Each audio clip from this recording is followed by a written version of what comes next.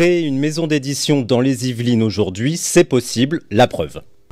Yves Livre, avec Le Pavé du Canal, votre librairie indépendante à Montigny-le-Bretonneux. Bonjour Éric Charles Gomis. Éric Charles, très beau prénom. Merci Sylvain. Très Bonjour. original. Bonjour. Bienvenue dans Yves Livre. Alors Yves Livre, je ne sais pas si vous connaissez le principe de l'émission. Il est très simple. En fait, on part d'un constat. Il y a dans les Yvelines énormément de créateurs qui aiment l'écrit, même si ce n'est pas leur métier. On a énormément d'auteurs, d'autrices.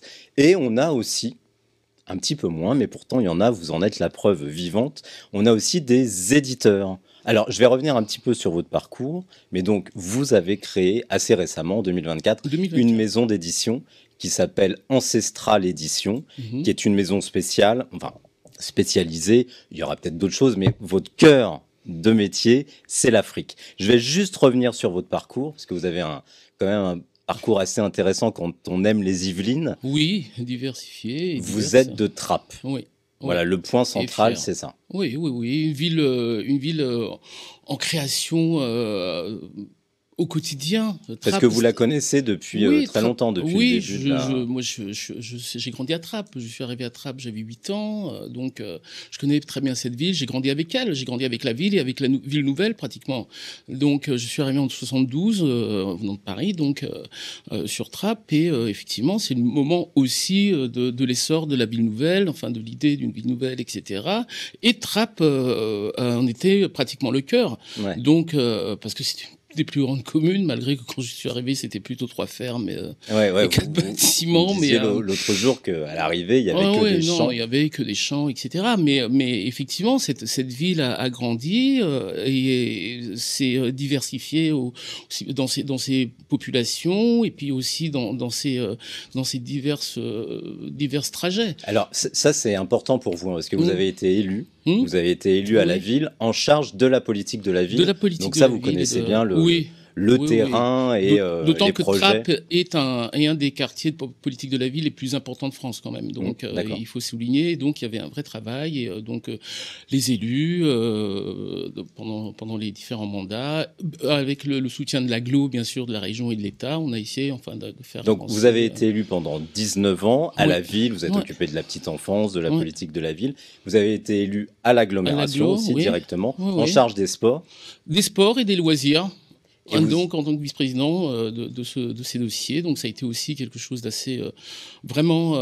C'est une dynamique, parce que le vélodrome commençait justement à être mis en place. C'était un projet qui avait bien avancé. Moi, je suis arrivé, c'était pratiquement fait. Donc, j'ai connu le début d'activité du vélodrome, ce qui était une excellente idée. La preuve, le succès qu'il y a eu. C'est évident. C'était tout simplement une très bonne idée de la part des politiques qui étaient au pouvoir à ce moment-là, parce que c'est un vrai retour qu'on a. Et donc on avance un petit peu. Vous êtes devenu journaliste, notamment à RFI. À Radio France Internationale, pendant une quinzaine d'années. Et aujourd'hui, alors vous êtes vraiment multicarte, puisqu'aujourd'hui vous êtes professeur. Alors, dans des matières qui n'ont strictement rien à voir, vous faites ça à Paris Descartes. À Paris Descartes, chez les MIAGE. Oui, c'est ce qu'on appelle les MIAGE, mathématiques, informatiques, gestion d'entreprise. Ah, je connaissais même pas. Et moi, j'enseigne analyse économique et stratégie des entreprises pour les L3 notamment. D'accord. À Paris, ça s'appelle plus Descartes, ça s'appelle Paris-Cité. Université autant Paris-Cité. Le bon nom. Et alors, voilà, parallèlement à tout ça, vous avez l'Afrique au cœur. Vous êtes de la Guinée-Bissau. De la Guinée-Bissau, oui. Vous êtes lusophone à la base, donc vous parlez portugais. Plus maintenant, parce que... Ah, vous avez perdu. Oui. J'ai fait toute mon enfance ici, après, et les études. Bon.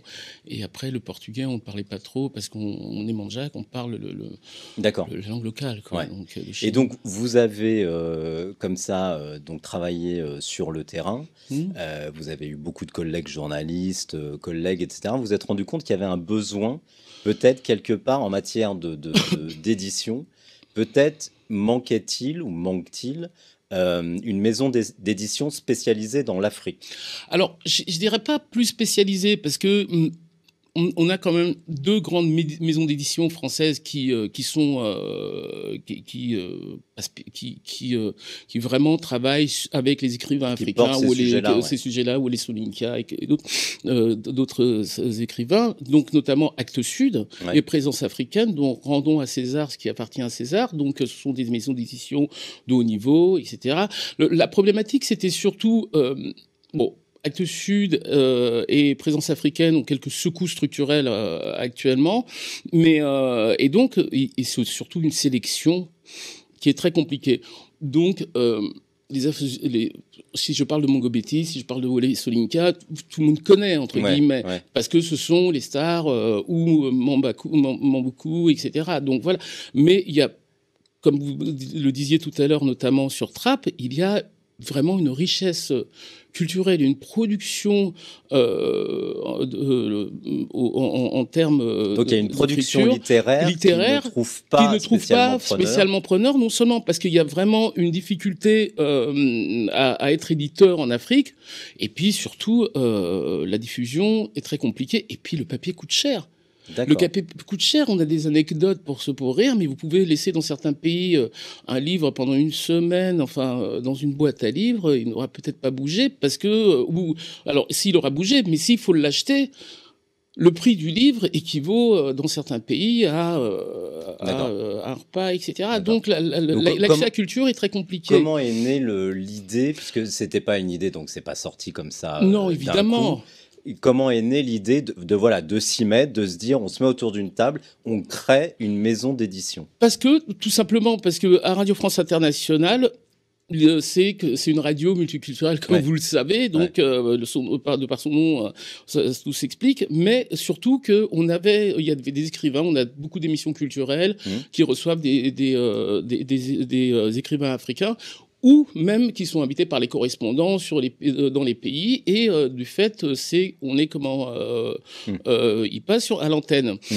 Donc, on se rend compte aussi qu'on est obligé de passer par Paris, Londres, ou Berlin, pour pouvoir éditer, pour pouvoir être édité, parce que c'est compliqué.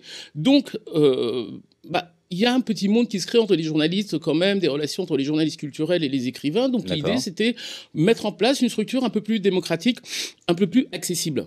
D'accord. Pour ces écrivains, et un peu plus souple, entre guillemets, en matière de procédure, etc. Pardon, sans rien céder, bien entendu, à la qualité, bien sûr, des textes. Oui, d'accord. Voilà. L'idée, tout simplement, c'est une idée de passeur de culture, comme on aime s'appeler, tout simplement. Alors là, vous êtes vraiment au début, enfin pas au début du projet, mais en tout cas, la maison d'édition est toute petite, c'est un bébé, elle a 1 an. Vous avez un livre qui est donc sorti, qui s'appelle Ormaudit. Oui. Vous en avez, on va en reparler un peu après, vous en avez un deuxième en gestation?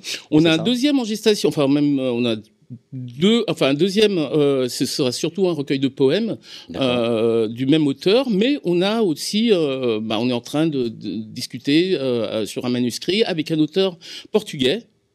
Mais qui a vécu beaucoup en Afrique, parce que comme je vous le disais, Ancestral Édition n'est pas une maison d'édition africaine pour des Africains. Elle est une maison d'édition où l'Afrique est en toile de fond. C'est pour vous essayer d'éviter l'entre-soi, justement. Voilà, exactement. Il n'est pas question de faire de l'entre-soi, il n'est pas question aussi bien culturel que, entre guillemets, continentaux.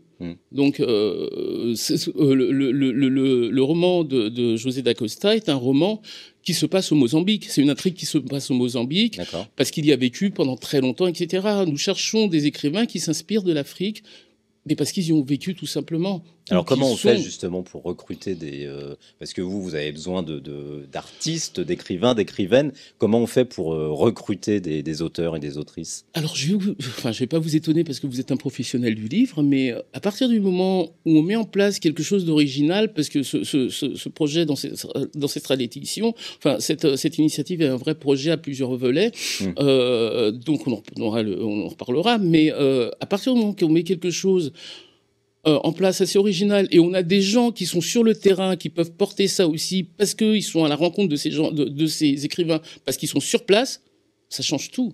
Ça change tout, le bouche à oreille, etc. Ce qui nous permet, le deuxième volet de ce projet, c'est essayer de mettre en place une plateforme pour pouvoir justement avoir des écrivains qui puissent déposer certains textes, etc., et pour en faire, nous, donc la l'idée, c'est promotion. aussi, donc c'est une maison d'édition, mais c'est aussi créer une plateforme Voilà. qui permette Pardon. aux écrivains, aux auteurs et aux autrices de déposer des textes, d'avoir un avis. D'avoir Et un si avis, jamais et si jamais, voilà, ça match, parce que ce sera accessible aussi au public pour pouvoir justement... Et c'est ouvert à tous et ce sera- les oui. types d'écriture, ça Tout peut type, être de la fiction, poésie, des essais, de la poésie. essais, oui, oui, évidemment. D'accord. Évidemment, on ne se restreint pas. La seule restriction, c'est La que ce qualité. soit, voilà. Voilà, Alors on peut justement, réincider la qualité, comment ça fonctionne? Je sais pas, moi j'ai jamais créé une maison d'édition, je connais assez mal, je connais le livre, mais le travail d'un éditeur, c'est un peu particulier. C'est un peu particulier. Enfin, Comment ça se passe? Vous parliez du prix du papier, oui. il y a aussi la maquette. La maquette, il y a le toute choix de la chaîne- typo. il y a toute la chaîne de production hein, pour arriver à un livre, vous avez la typo, vous avez le papier, vous avez l'infographie, etc. Enfin, il y a toute la chaîne. Donc, et ça, c'est, il faut apprendre, gérer, etc. Bon, ça s'invente pas. Hein. Je me suis pas levé hier matin en me disant, tiens, je vais ouvrir une maison d'édition. J'ai des conseils autour de moi, j'ai le conseil d'administration, mais aussi des gens compétents autour.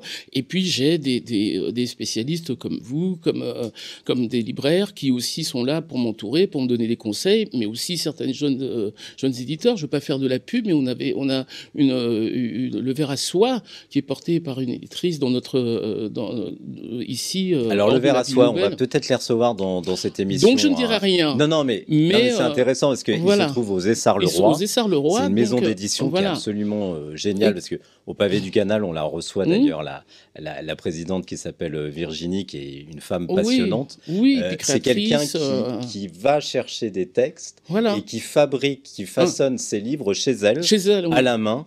Et les livres sont absolument magnifiques. C'est juste un projet magnifique.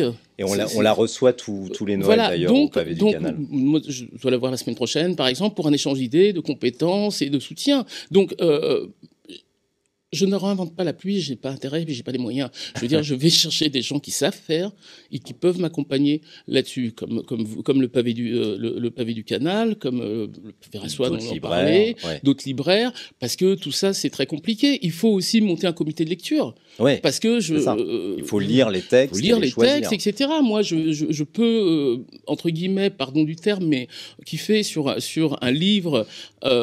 Mais je veux dire, ça ne concerne que moi. Ouais. Et vous savez que c'est subjectif tout ça. Tout à fait. Donc je travaille avec un comité de lecture qui sont des professionnels de l'écriture et du livre, composés de journalistes, d'écrivains, etc., mais qui peuvent donner un avis, et puis je me range à leur avis, et celui aussi du conseil d'administration. Moi, je suis et alors, président. Le siège social est à Paris, à Montparnasse, alors, le siège social, pour l'instant, et vous avez vraiment envie de revenir... Ici parce que on cherche des locaux, et puis des soutiens aussi, parce que faire tourner une maison d'édition, c'est compliqué, ça coûte cher, donc appel au soutien et aux bonnes volontés. Mais effectivement, notre objectif, c'est revenir ici et continuer, comme je vous disais, à travailler avec les structures dont je vous ai parlé tout à l'heure, parce qu'il y a un vrai intérêt. On est des artisans du livre. J'aime bien ce terme et je pense et je veux le rester. Il y a de question qu'Ancestral Édition devienne une grosse maison d'édition, qu'on investisse, etc. C'est pas le sujet. Le sujet, c'est de travailler avec de la proximité, avec du plaisir un mot sur Ormodi. Donc il est de Sayouba Traoré, qu'on a reçu au Pavé du Canal d'ailleurs il y a quelques temps. Un mot en quelques minutes, en quelques instants. On peut se le procurer où déjà, ce livre? Alors en librairie, donc il est distribué en librairie. Pardon pour les libraires, mais aussi sur les plateformes numériques. Et nous, en tout cas, au Pavé du Canal, nous l'avons. Vous l'avez au Pavé du Canal. Et je vais le déposer même à Elancourt, et si possible. Et la nouvelle librairie qui s'est ouverte, donc on va parler, aux Essarts, qui est une bonne idée. Donc, de la diffusion, voilà, ça se fait aussi comme ça, via bien sûr les librairies et les achats en librairie, mais aussi bouche à oreille, etc. Et je conseille de relire ce livre. Alors, quelques mots sur le livre. Ormodi. Alors, pour ceux qui connaissent certaines problématiques africaines géopolitiques, dans Sayouba Traoré est burkinabé. à l'origine, Burkina Faso. Donc, le Burkina Faso, le Mali, etc., ont des problématiques, mais rien à voir avec ce qui se passe aujourd'hui. C'est depuis toujours parce que c'est des pays qui ont des ressources minérales plein intérieur. L'or est présent au Burkina Faso, etc. Donc, quand on découvre de l'or, ça perturbe la sociologie et les sociétés sur place. Et c'est un vrai défi parce que la société moderne vient bousculer la société traditionnelle avec des codes où tout le monde surnage pour pouvoir avancer. C'est le point de départ. Voilà. D'Or Maudit que je vous conseille vraiment. Si vous avez envie d'Afrique et envie d'en savoir plus, Or Maudit, donc chez Ancestral Édition, un éditeur, il va falloir s'habituer, de Sayouba Traoré. Je vous remercie beaucoup, à très bientôt. Merci Sylvain. Nous, on se retrouve très vite pour un nouveau numéro d'Yves Livre, et je vous rappelle que le pavé du canal vous attend tous les jours, du lundi au samedi inclus, à Montigny-le-Bretonneux. À bientôt.